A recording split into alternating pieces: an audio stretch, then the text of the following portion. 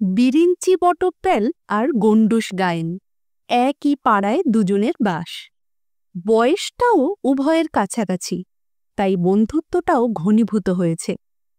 বয়স যখন অল্প থাকে তখন জীবনের নানা রঙিন স্বপ্ন মানুষে দেখে।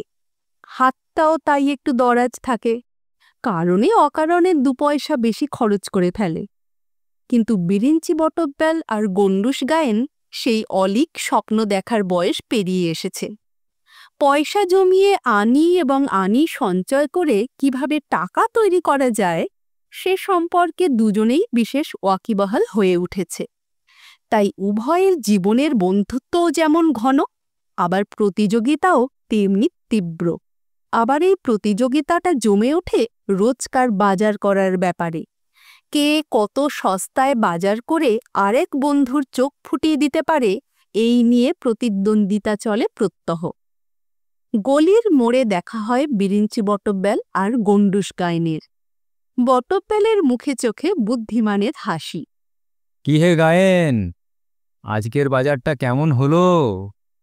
গণ্ডূষ গায়েনও কম যায় না, ডান চোখটা নাচিয়ে জবাব দিলে, অন্ধি সন্ধি জানা থাকলে সুলভে বাজার করা আটকায় কে? এই আজকের কথাই ধরো না কেন, আড় মাছের মুড়ো কেউ ছুঁয়েও দেখছিল না। 2টো মিষ্টি কথা বলে আর 2টো পয়সা ঠেকিয়ে দিয়ে দিব্যি বাগিয়ে নিলাম। পারুক দেখি, আর কে পারবে? বাঁকা চোখে বিরিঞ্চি বটব্যালের দিকে তাকায় গণ্ডূষ গায়েন। প্রথমে একটা ঢোক গিলে ফেলেছিল বটে, সঙ্গে সঙ্গে নিজেকে সে সামলে নিলে। একটা অম্লমধুর রসিকতার আমেজ এনে কৌতুকের সুরে বললে, কিন্তু আনাজ তরকারি তাতে আমায় ঠকাতে পারবে না ভায়া। পল্লী অঞ্চলের একদল চাষি অনেক তরিতরকারি, লাউ কুমড়ো আর শাক নিয়ে এসেছিল বাজারে। তারপর গোল গোল হয়ে ওঠে গণ্ডূষ গায়েনের 2টি চোখ। বটব্যাল বললে, স্রেফ এই পইতে দেখিয়ে কাজ হাসিল করে এলাম ভায়া। চোখ কান বুজে বলে ফেললাম, অষ্টপ্রহর নাম সংকীর্তন হচ্ছে বাড়িতে, কত ভক্তের পায়ের ধুলো পড়বে, এই সৎ কাজে আমার থেকে পয়সা নিবি তোরা? গণ্ডূষ গায়েন রুদ্ধবাক হয়ে বন্ধুর কথা শোনে, তারপর প্রশ্ন করে বসল, মুখের কথাতেই বিনি পয়সায় জিনিস দিলে? বটব্যাল ডান হাতে পৈতেটা জড়িয়ে নিয়ে সামনের দিকে হাতটা উঁচু করে তুলে ধরে উত্তর দিলে, দেবে না মানে? এ একেবারে ব্রহ্মতেজের ব্যাপার। ওরা বললে, ঠাকুর সব ঝুড়ি থেকে কিছু কিছু তুলে নিয়ে যাও। আমিও কাজ হাসিল করে বললাম, জয়স্তু। মায়েরি, কি এনেছিস দেখি? বটব্যাল বড় থলেটার মুখ একটুখানি ফাঁক করে দেখিয়ে ফিক ফিক করে হাসতে লাগল। গণ্ডূষ গায়েনের মনে হল তার আনা আড় মাছের মাথা দুটো একেবারে বিস্বাদ তেতো হয়ে গেছে। এমনিভাবে চলে 2 বন্ধুর পয়সা বাঁচানোর প্রতিযোগিতা। কে পোস্তা থেকে সস্তায় আম এনেছে, কে বৈঠকখানা বাজার থেকে নামমাত্র মূল্যে মাছ নিয়ে এসেছে। এ নিয়ে বাকযুদ্ধ লেগেই আছে বটব্যাল আর গায়েনের, কিন্তু বাগিয়ে আনবার ব্যাপারে দুজনেরই হাত যশ বহু বিস্তৃত। কাজেই কেউ কাউকে সহসা হারিয়ে দিতে পারে না। ওদের আরও একটা ব্যাপার নিয়ে প্রতিযোগিতা চলে, কে কার বাড়িতে আগে গিয়ে চা পান করতে পারে। বাড়িতে গিয়ে হাজির হলে নিদেন পক্ষে 1 কাপ চা দিতেই হবে। সারা মাসে কে অন্যের বাড়িতে বেশি কাপ চা খেয়ে নিতে পারবে, তাই নিয়ে তুমুল কাণ্ড চলে। মাসের শেষে এক বন্ধু আরেক বন্ধুকে হিসেব করে দেখায়। হিসেবে যে হেরে যায় সে 2 দিন মনমরা হয়ে বসে থাকে, আবার নতুন করে জব্দ করবার ফোন দিয়ে আঁটে। আরেকটা বিষয় নিয়ে ওদের রেষারেষির অন্ত নেই, সেটি হচ্ছে কার ধুতি কত মাস টেকে। বটব্যাল কোনোদিন 8 হাতি ধুতি ছাড়া কেনে না, আর সেই ধুতি কিনতে সে কলকাতার সমস্ত ফুটপাতের দোকান চষে ফেলে। একটু টুটা ফুটা থাকলে বেশ কম দামে বাগিয়ে নিয়ে আসে। বন্ধুকে সেই ধুতি হাত নেড়ে নেড়ে দেখায়। গায়েন কিন্তু আরও 1 কাঠি সরেস। আপন মনে বিড়বিড় করে বলে, তুমি ফেরো ডালে ডালে, আর আমি ফিরি পাতায় পাতায়। গায়েন সোজা চলে যায় হাওড়ার হাটে। সেখান থেকে পাইকারি দরে নিয়ে আসে বড় গামছা, খুব টেকসই। সেটা লুঙ্গিকে লুঙ্গি, গামছাকে গামছা, একসঙ্গে দুই কাজ চলে।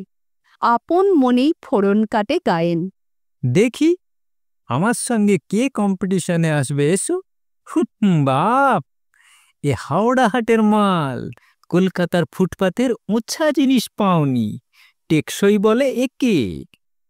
তারপর নিজের খুশিতেই মাথা নাড়তে থাকে। কিছুদিন বাদে আবার দুই বন্ধুর মনের মিতালি গাঢ় হয়ে উঠল। দুজনের ঘরের দরজা বন্ধ করে কাগজে পেন্সিলে কি সব অঙ্ক কষে চলেছে। ব্যাপার কি? আবার নতুন করে অঙ্কের পরীক্ষা দিতে হবে নাকি পাঠশালায়? পাড়ার লোকের কৌতূহলের সীমা নেই। শেষকালে জানা গেল বটব্যাল আর গায়েন মিলে মাছের ব্যবসা করবে। ওরা দুজনে পাড়ায় যৌথ কারবার চালাবে। উপায় অতি সোজা। শেষ রাত্রিরে গিয়ে পাতিপুকুর থেকে সস্তায় মাছ কিনে নিয়ে আসবে, আর পাড়াতে তাই বাজার দরে চালাবে। পাড়ার লোকের সুবিধে, তারা বাড়িতে বসেই প্রত্যহ টাটকা মাছ পাবে। সকালবেলা বাজারে যাওয়ার ঝামেলা পোয়াতে হবে না। অন্যান্য দরকারি সওদা সন্ধ্যের পর কিনে রাখলেও চলে, শুধু টাটকা মাছের জন্যই যা বাজারে যাওয়া। অফিস আদালত সবাইকারই আছে। মাছের ঝোল ভাত না হলে বাঙালির পেট ভরে না। মাসের শেষে হিসেব করে টাকা চুকিয়ে দিলেই হবে। পাড়ার লোক এই প্রস্তাবে দুহাত তুলে আশীর্বাদ করলে বটব্যাল আর গায়েনকে। প্রথম সুবিধে, মাছ খেতে নগদ পয়সা লাগছে না। মাসের শেষে মাইনে পেয়ে টাকা শোধ করলেই চলবে। আর দ্বিতীয় সুবিধে, বাজারে না গেলেও রোজ রান্নাঘরে টাটকা মাছ পৌঁছে যাবে। বটব্যাল আর গায়েনের মাছের ব্যবসা এই ব্যবস্থায় অতি অল্প কয়েকদিনের ভেতরেই খুব জমে উঠল। সবাই হেঁকে বললে, ওহে বটব্যাল ভাই, কালকে যা তোপসে মাছ খাইয়েছ অতি অপূর্ব, স্বাদটা একেবারে মুখে লেগে রয়েছে। আবার কেউ বা মাথা নেড়ে ফিসফিস করে মন্তব্য করে, গায়েন ভাই, আজকের মতো টাটকা পোনা আর একদিন খাওয়াতে হবে। তাছাড়া সামনেই আমার ভাইজির বিয়ে, সব মাছ কিন্তু তোমায় সাপ্লাই দিতে হবে। এই সব খবর শুনে বটব্যাল আর গায়েনের চোখগুলি আনন্দে ছোট হয়ে আসে। বন্ধ ঘরে তাদের গুজগুজ ফুসফুস বেড়েই চলে। বটব্যাল গৃহিণী বলে, এইবার আমি একজোড়া মোটা অনন্তের ফরমাস দেব, তুমি শ্যাকরাকে খবর দাও। গায়েন গৃহিণী চুপি চুপি স্বামীকে জানায়, ওসব গয়নার দিকে আমার ঝোঁক নেই, তুমি দমদমের দিকে খানিকটা জমি দেখো দেখি, মাথা গোজবার একটা ঠাঁই নিতেই হবে। একটা দুটো মাস পেরিয়ে যেতেই বটব্যাল আর গায়েনের মাথায় টনক নড়ল। তাই তো পাড়ার লোকেরা প্রত্যহ মাছ খাওয়ার কাজে যেমন উৎসাহ দেখিয়েছিল, তার দাম দেওয়ার ব্যাপারে ঠিক তেমনি নির্লিপ্ত হয়ে রইল। অনেককে সকাল বিকেল ডাকাডাকি করেও বাসায় পাওয়া যাচ্ছে না। পয়সার জন্য তাগিদটা করবে কার কাছে? এরপর পরিস্থিতি আরও জটিল হয়ে উঠল। পাড়ার যেসব লোকের সঙ্গে বটব্যাল আর গায়েনের একসঙ্গে ওঠা বসা ছিল, সকাল বিকেল একসঙ্গে এক রোয়াকে বসে চা পান চলত, তারাই এই দুটি প্রাণীকে ক্রমাগত এড়িয়ে চলতে লাগল। কোনো বাড়িতে মাছ পাঠিয়ে দিলে মাছ ফিরে আসে না, কিন্তু পয়সাটা যে কোন পথে আসবে তার হদিশও কেউ জানে না। এরা দুজন যদি হাঁটে এ পথ দিয়ে, তাহলে অন্য সবাই ছাতা আড়ালে রাস্তা চলে, ঢুকে পড়ে এ গলি ও গলির মধ্যে। সমুদ্রের ধারের কাঁকড়াগুলো যেমন মানুষের পায়ের শব্দ শুনলেই সুট করে গর্তের মধ্যে ঢুকে পড়ে, বটব্যাল আর গায়েনের কাছে পাড়ার লোকেরা তেমনি অদৃশ্য মানুষ হয়েই থাকল। অবশেষে প্রচুর টাকা লোকসান দিয়ে দুই বন্ধু এই অভিজ্ঞতা সঞ্চয় করল যে মাছ বিক্রি করা যত সোজা, তার দাম আদায় করা তত শক্ত। ইতিমধ্যে সবাই আবার যথারীতি বাজারেই মাছ কিনতে শুরু করে দিয়েছে। কাজেই বাকি বকেয়া শোধ দেওয়ার কোনো প্রশ্নই ওঠে না। বটব্যাল আর গায়েন টাকার শোকে ঘরের দরজা বন্ধ করে অনশনব্রত অবলম্বন করলে, কিন্তু দেখা গেল তাতে খিদের জ্বালায় পেটেই শুধু মোচড় দেয়, কেউ একটি পয়সা অবধি দেওয়ার নাম করে না। তখন বাধ্য হয়ে ছেড়ে দিলেন পথটা। বদলে গেল মতটা।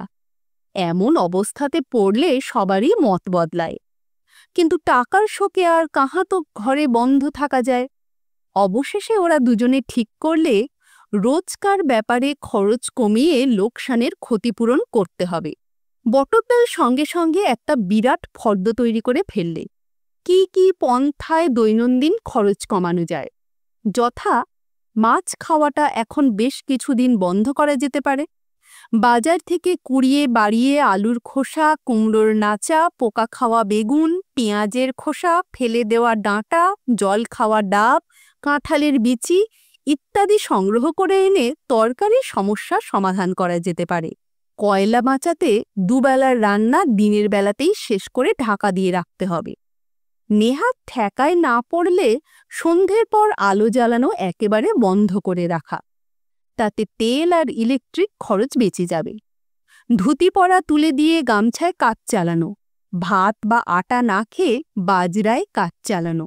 গায়েন বললে, আমি যেভাবে খরচ কমাবো তা আমার মনে মনেই রইল, ফলেনও পরিচয়েতে। বটতলাল মাথা নেড়ে উত্তর দিলে, দেখি কে বেশি খরচ কমাতে পারে। এই ঘটনার দিন 7 পরের কথা। এর মধ্যে আর দুই বন্ধুর দেখা হয়নি। দুইজনেই ব্যয় সংকোচ পরিকল্পনা নিয়ে উর্বর মস্তিষ্ক পরিচালনা করছে। ফলে দুই পরিবারের লোকেই ত্রাহি ত্রাহি ডাক ছাড়ছে। সেদিন সন্ধ্যের একটু বাদে গায়েন এলো বটব্যালের সঙ্গে দেখা করতে। গায়েন জানতে এসেছে কিভাবে বটব্যাল খরচ কমিয়ে টাকা জমাচ্ছে। এ ব্যাপারে বটব্যালের কৌতূহল বড় কম নয়। সেও জানতে চায় গায়েনের খরচ কমানোর ফন্দিটা কি। বটব্যাল দোতলা থেকে ডেকে বললে, এসো ভায়া এসো, আলোটা আর নাই বা জ্বাললাম, সিঁড়ির রেলিং ধরে উঠে আসতে পারবে তো? মৃদু হেসে গায়েন উত্তর দিলে, নিশ্চয় নিশ্চয়, তোমার বাড়ির সিঁড়ি তো আমার মুখস্থ, কতবার গুনে গুনে উঠেছি মনে নেই? আলো জ্বালতে হলো না বলে বটব্যাল ভারী খুশি হল। তাই সাদর সম্ভাষণ জানিয়ে আবার বললে, এসো গায়েন, তুমি তো আমার ঘরের লোক, কতদিন তোমার সঙ্গে দেখা করতে পারিনি, সংসারের নানা ঝঞ্ঝাট নিয়ে মুখ তোলবার ফুরসত পাইনি। এসো দুজনে মিলে গল্প করা যাক, সেই ভালো। কথা বলতে বলতে ততক্ষণে গায়েন অন্ধকারের মধ্যে রেলিং ধরে দোতলায় উঠে এসেছে। বটব্যাল চাপা গলায় শুধলে, ব্যবসায় কোনো কথাবার্তা নাকি? আদায়পত্র কিছু হলো? আলো জ্বালতে হবে নাকি? তেমনি ফিসফিস করে গায়েন উত্তর দিলে, আরে না না, সন্ধেবেলাটা একা একা ঘরে ভালো লাগছিল না, তাই এলাম গল্প করতে। বেশ, তাহলে আর আলো জ্বালিয়ে দরকার নেই, এসো এই চেয়ারটায় বসো। অন্ধকারের মধ্যেই বটব্যাল গায়েনকে একটা চেয়ার এগিয়ে দিলে। গায়েন খানিকক্ষণ উসখুস করে তারপর জুৎসই হয়ে সেই চেয়ারের উপর বসে পড়ল। তারপর চলল তাদের মনের কথার ঝুলি খোলা। কে কিভাবে গিন্নির চোখে ধুলো দিয়ে পয়সা বাঁচাচ্ছে তারই ফিরিস্তি চলল সারাটা সন্ধে ধরে। অবশেষে দুই বন্ধুই স্বীকার করলে যে মনোমতো পয়সা বাঁচানোটা কিছুতেই হচ্ছে না। হঠাৎ বটব্যাল বলে উঠলে, গায়েন ভাই, এইবার আমি রাত্রিরের খাবার খাবো, নইলে আরশুলা আর ইঁদুর বেটারা সব কিছু খেয়ে নেবে। আলোটা তাহলে জ্বালাই ভাই। বটব্যালের মুখে আলো জ্বালানোর কথা শুনে গায়েন তিড়িং করে লাফিয়ে উঠে বললে, আরে রোসো রোসো, আগে আমার কাপড় চোপড় সামলে নি, তারপর আলো জ্বেল। বন্ধুর কথা শুনে বটব্যাল ভড়কে গেল। ব্যাপার কি? কাপড় চোপড় সামলাবে কি? গায়েন মৃদু হেসে উত্তর দিলে, ভয় পেও না ভাই বটব্যাল, তুমি যেমন আলো না জ্বালিয়ে ইলেকট্রিকের খরচ বাঁচাচ্ছ, আমিও সেই ফাঁকে আমার কাপড় জামা খুলে রেখে তোমার ময়লা ঘুনে ধরা ছারপোকাওয়ালা চেয়ারটায় বসেছিলাম, পাছে জামা কাপড় নোংরা হয়ে যায়। এইবার জামা কাপড়টা পরে নি, তারপর তুমি সুইচে হাত দাও। গায়েনের কথা শুনে বটব্যাল সেইখানেই থ হয়ে দাঁড়িয়ে রইল। সুইচ পর্যন্ত তার হাত আর উঠল না। লিসেন চ্যানেলে আজকে শুনলেন স্বপন বুড়োর লেখা শেয়ানে শেয়ানে।